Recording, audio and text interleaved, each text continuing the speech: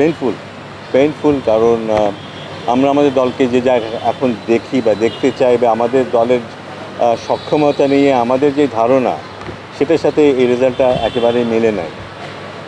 খুব দুঃখজনক যে আমরা কিন্তু চেষ্টা করেছি যে এখন এমন সব কন্ডিশনে খেলতে যে কন্ডিশনটা নট নেসেসারিলি আমাদেরকে খুব ফেভার করবে, এমন কন্ডিশনে খেলতে যেখানে খেললে সেটা আমাদের আইসিসি ইভেন্ট বলি বা দেশের বাইরেও আমরা ভালো খেলতে পারবো, এরকম একটা কন্ডিশনে খেলতে চাই এবং সেই চ্যালেঞ্জটা আমরা নিতে চাই।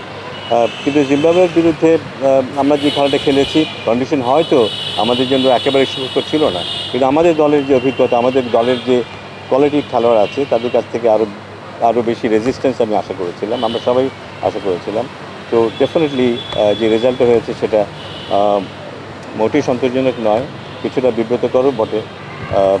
আশা করবো এখান থেকে আমরা ফিরে আসবো, কারণ আমাদের ফিরে আসতেই হবে। It's a good test for আমাদের ক্যাপাসিটি আসলে কেমন সেটা বোঝারও একটা ভালো সুযোগ খেলোয়াড়দেরকে অনুধাবন করতে হবে যে আসলে তারা নিজেদেরকে নিয়ে কীভাবে, তারা নিজেদেরকে নিয়ে কী স্বপ্ন দেখে, জাতীয় দলকে তারা কোথায় নিয়ে যেতে চায়, আলটিমেটলি দলটা তাদের এবং তাদেরকে সেটা সিদ্ধান্তটা নিতে হবে।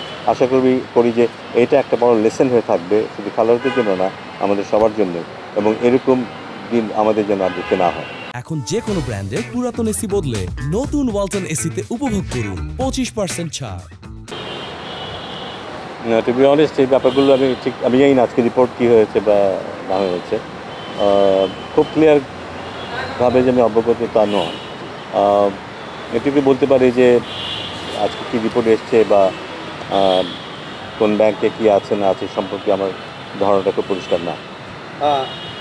যেই রিপোর্টটা এসেছে ফাইন ভাই, এই রিপোর্টে বলা হচ্ছে যে মানে দুটা প্রবলেমেটিক ব্যাংক এবং যাদের ওনারশিপের সাথে যারা জড়িত, যে বিপ্লবের পরে নতুন বাংলাদেশে আমরা দেখছি, আপনি বা ফারুক ভাই যেই বিপ্লবের পরে ক্রিকেট বোর্ডের একটা গুরুদায়িত্বে এসছেন, সেই ওনারশিপওয়ালা লোকরা যারা ওই ব্যাংকগুলোর মালিক, তারা হচ্ছে এই বিপ্লবকে প্রলম্বিত করার চেষ্টা করছে, এটার বিরুদ্ধে ছিল, নতুন বাংলাদেশের বিরুদ্ধে ছিল।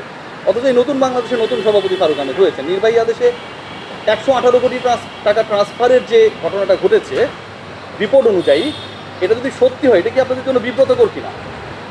আমি পুরো বিষয়টা না জেনে কোনো কমেন্ট করাটা বোধহয় ঠিক হবে না।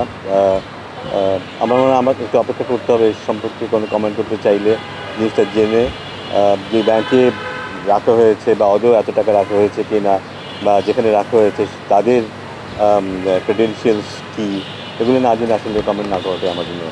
আপনারা তাহলে কোনো জানতেন না ট্রান্সফারের ব্যাপারে? আমি জানি, আমি কিছু ব্যাংকের টাকা ট্রান্সফার হয়েছে এটুকুই জানি, বাট স্পেসিফিক আমার কাছে আমার জানা নেই। ইন ডিটেল আপনি জানেন না? No.